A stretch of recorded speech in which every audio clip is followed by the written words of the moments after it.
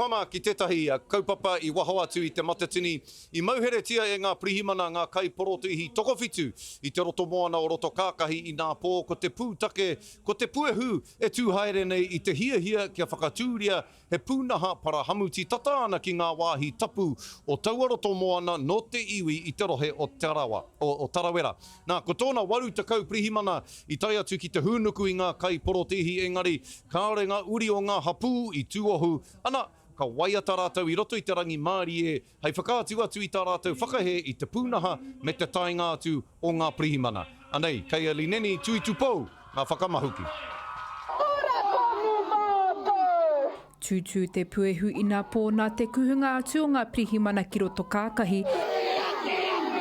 Ko te whakahautanga o te mahi I te waipara o Tarawera. E tahi rau pirihimana haramai ki tēnei whenua, and whakaeti te mana o taku tūpuna, te mana o te whānau. E whitu o ngā kai porotu I mauheretia I ngā pō nā te haere pokanoa me te korenga o rātou I wehe.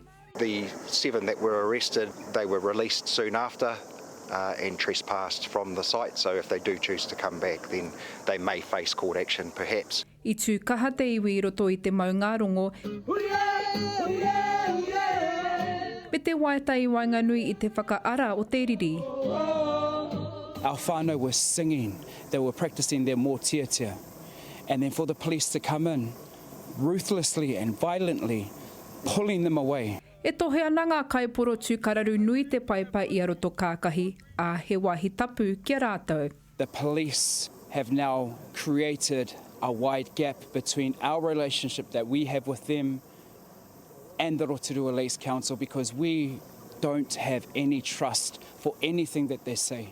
Kua tonoa e rātou ki te kōti taia I tērā wiki tonu ki te whakawā I tēnei kaupapa. Nō reira mōku ake me tatari te kaunihera. Ka whai tonu te mahi ture e te poari o roto kākahi ki te tohe I tēnei kaupapa. Engari hei tā te kaunihera, ka whai take hei tiaki I te roto. We have implemented a number of specific measures, such as double sleeving the pipe under the stream, and that has alleviated a number of the concerns. I'll acknowledge that not all the concerns are going to be alleviated, but we have worked cooperatively towards. Me mahara mai tātou, tērā pēr ko tēnei he tauira, mō enei ture hau o te ture whakahohoro, arā ko te fast track.